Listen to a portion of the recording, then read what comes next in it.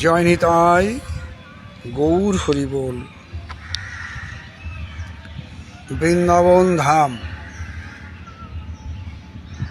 পরিক্রমা মার্গের পাশে দূরে মন্দির দেখা যাচ্ছে। পরিক্রমা মার্গের মন্দিরগুলো আপনারা দেখতে পাচ্ছেন। দূরে কেশিঘাট দেখা যাচ্ছে। এটা যমুনার চরে একটা নতুন ভাগবত গৃহ তৈরি হয়েছে। মাঝে মাঝে এখানে ভাগবতীয় অনুষ্ঠান হয় এবং 2-5 হাজার ভক্ত একসঙ্গে এখানে শ্রোতা হিসাবে বসতে পারেন। খুব সুন্দর একটা স্থান, মনোরম পরিবেশ। সেখান থেকে আজকে আমাদের ভাগবতীয় আলোচনার বিষয় স্থিতপ্রজ্ঞ কে এবং তার গুণাবলী কি। প্রশ্নটা আবার শুনুন। স্থিতপ্রজ্ঞ কে এবং তার গুণাবলী সমূহ শাস্ত্র এ বিষয়ে কি বলছেন। এর জন্যে আমরা সাহায্য গ্রহণ করেছি শ্রীমদ্ ভগবত গীতা 2য় অধ্যায়। আমি 55 নম্বর শ্লোক থেকে আস্বাদনে ব্রতী হয়েছি।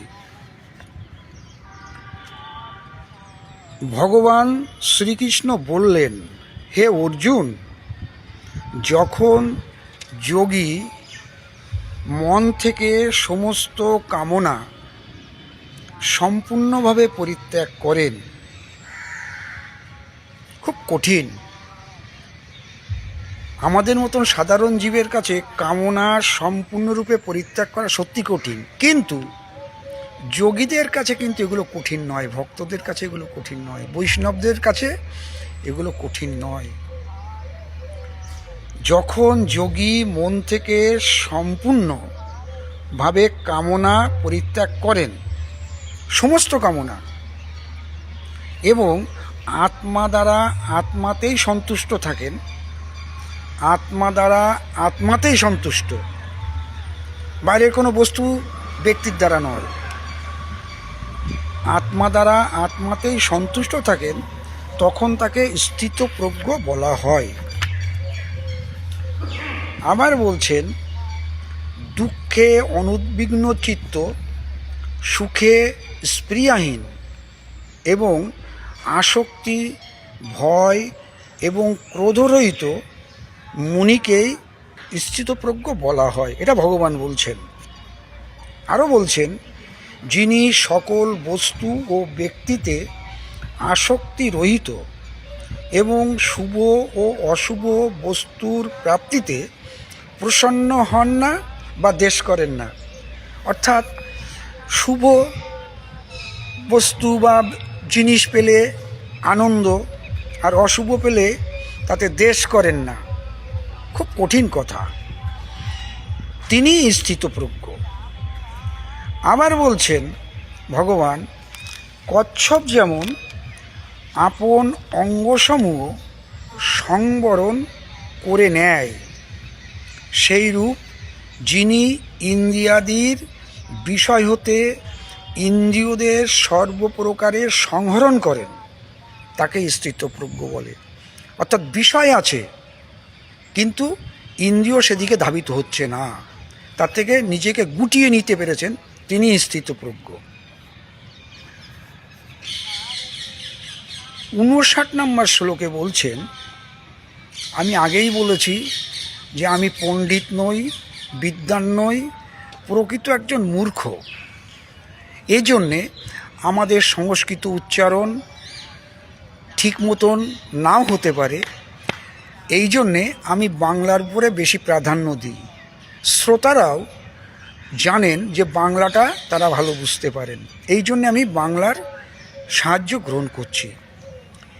কি বলছেন 59 নম্বর শ্লোকে, ইন্দ্রিয়াদির দ্বারা বিষয় উপভোগে অপ্রবৃত্ত ব্যক্তির বিষয়ভোগ নিবৃত হলেও ইন্দ্রিয়াদির বিষয়াসক্তি নিবৃত হয় না। বিশাল কথা।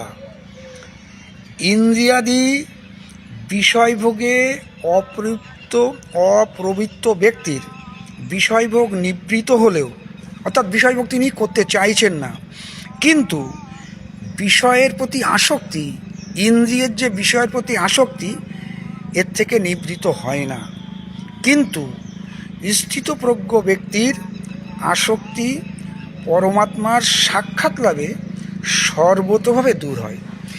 কোনো ব্যক্তি বা কোনো ভক্তের বা বৈষ্ণবের, সাধু যদি ঈশ্বরের দর্শন হয়ে যায়, ঈশ্বরের সাক্ষাৎ লাভ হয়ে যায়, তাহলে তার ইন্দ্রিয়াদি বিষয়ের প্রতি আর আসক্ত হয় না। তাহলে আমরা জানলাম স্থিতপ্রজ্ঞকে এবং তার গুণাবলী শ্রীমদ্ ভগবদ্ গীতাতে ভগবান কি বলছেন। ভিডিওটি ভালো লাগলে লাইক, শেয়ার, কমেন্টস করতে পারেন। পরবর্তী ভিডিওগুলি সহজলভ্য হওয়ার জন্যে সাবস্ক্রাইবও করতে পারেন। আজ এ পর্যন্ত। নিশ্চয়ই আপনাদের ভজন কুশল, আপনারা আনন্দে আছেন। এই অধমকে একটু কৃপা করবেন যাতে তার একটু কৃষ্ণ ভক্তি লাভ হয়। হরে কৃষ্ণ কৃষ্ণ কৃষ্ণ হরে হরে, হরে রাম রাম রাম হরে হরে। জয় জয় নিতাই গৌর সীতানাথ প্রেমানন্দে হরিধ্বনি বলমন। জয় শ্রী রাধে শ্যাম।